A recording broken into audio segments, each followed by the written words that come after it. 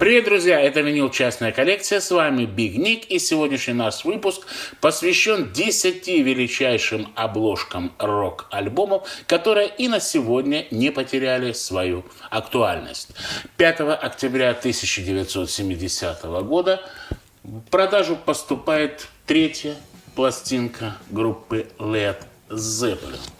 Вот такой вот необычный и, на мой взгляд, гениальный конверт сделал некто Zekron.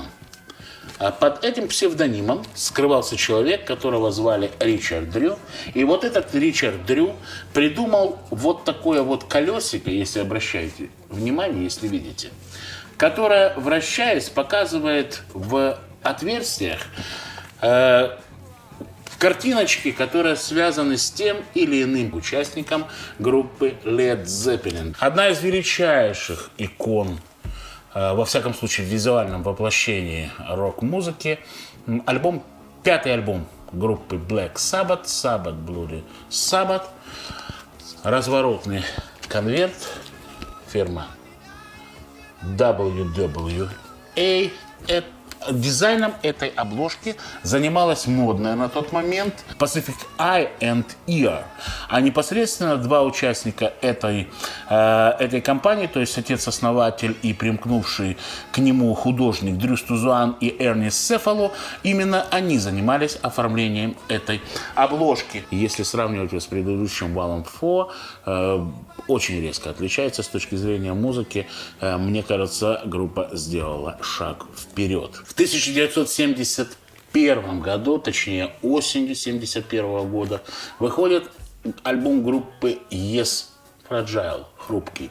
И дизайн этого альбома делает художник Роджер Дин. Он рисует вот такие вот красивые миры,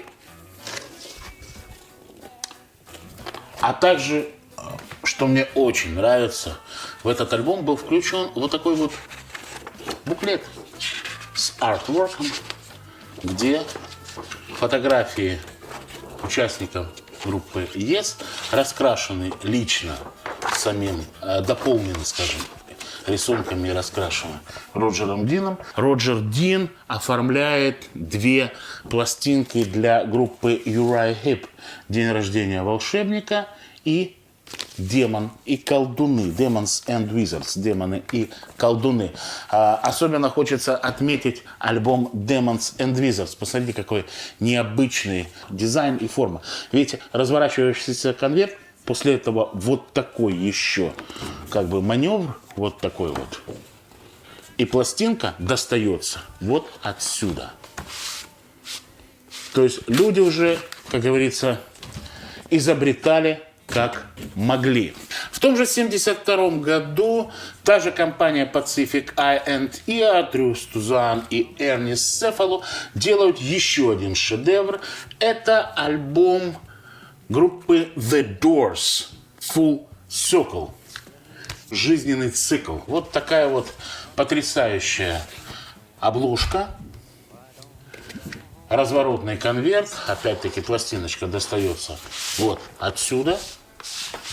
Это фирма грамзаписи «Электро». Помимо разворотного конверта и самой пластинки, которая составляла комплект альбома, туда также входил вот такой вот вкладыш, из которого вы должны были сделать некую фигуру, которая превращалась в подобие какого-то диафильма, где из эмбриона до взрослого человека проходит как бы вот такой вот жизненный цикл. И самое интересное, что ее можно было ставить сверху на проигрываемую пластинку, и вот ты слушаешь, смотришь. В 1974 году выходит еще один шедевр под названием Grand Funk.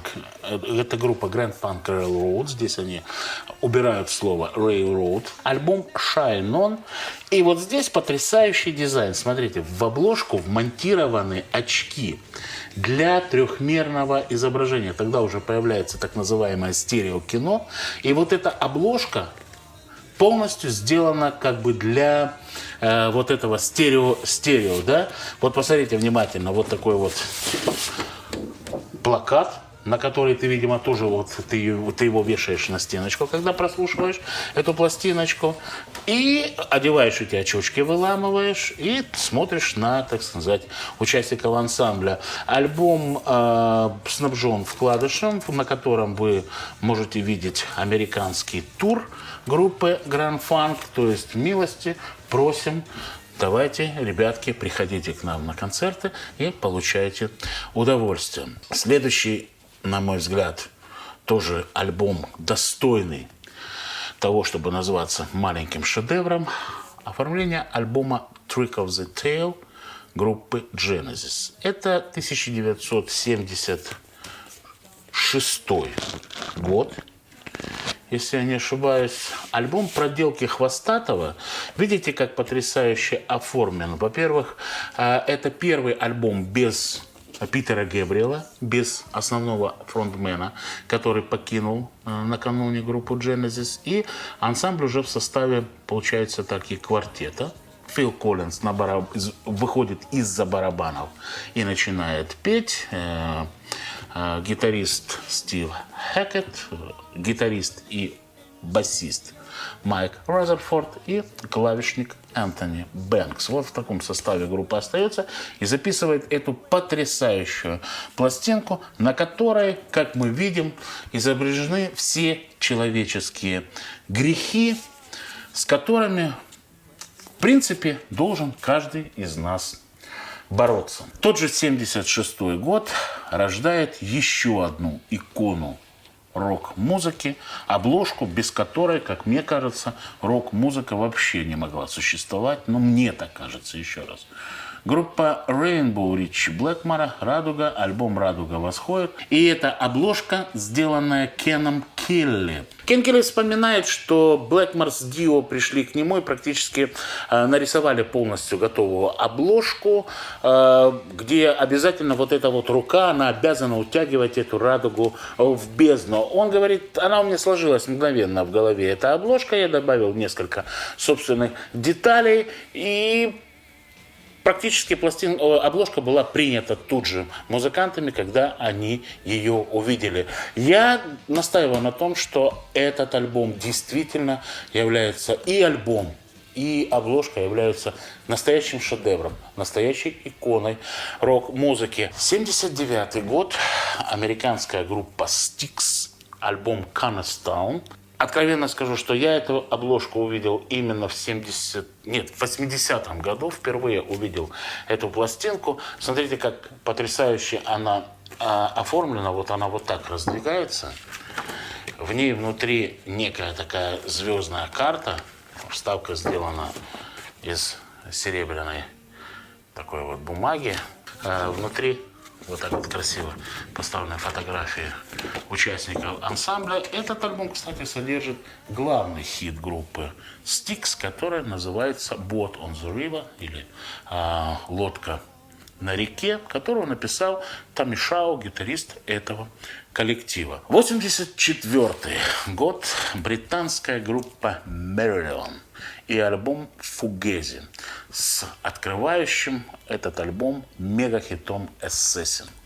Вот это, конечно, обложка, мимо которой пройти невозможно. Я думаю, что любой здравомыслящий человек, вот увидя такое произведение искусства, а это одна из, ну скажем так, икон нео-прог-рока, новой волны британского прог-рока, который появился в начале 80-х годов. Кстати, вот интересно, когда этот альбом появился, в составе ансамбля значился вокалист по имени Фиш. Это сейчас мы знаем, что его зовут Дерек Дик, что этот человек сделал феноменальную сольную карьеру, оставив группу Marillion, как в свое время Гэбриэл оставил Genesis. А на тот момент очень многие любители арт-рока и прогрессив-музыки наивно полагали, что за этим псевдонимом Fish скрывается никто иной, как Питер Гейбриэл, который к тому времени не подавал никаких знаков после альбома 1982 года и хита «Shock the Monkeys». Но это уже, друзья мои, абсолютно другая история, и мы о ней поговорим. А завершить нашу первую десятку мне хочется тоже потрясающим альбомом, тоже прогрессив-рок. Это группа Rush канадская и альбом Grace Under Pressure. Вот я, честно говоря, тоже вот долго медитировал над этой пластинкой, а когда она еще была тогда в запечатанном состоянии, а когда вот открыл и увидел вот эту вставку, я еще больше думал о том, о чем же это все. Ну а когда ставишь еще эту чарующую музыку, то четко понимаешь, что тебя ждет где-то звездолет, на который тебе нужно успеть и отправиться к новым звездам. Ну что, друзья мои, я надеюсь, кто-то со мной может согласиться, кто-то не согласится, у кого-то свой набор любимых артворков. Пишите, подписывайтесь. Милости прошу, а через месяц я вам с удовольствием представлю очередную порцию обложек, которая, на мой взгляд, составляет золотую коллекцию мирового рока.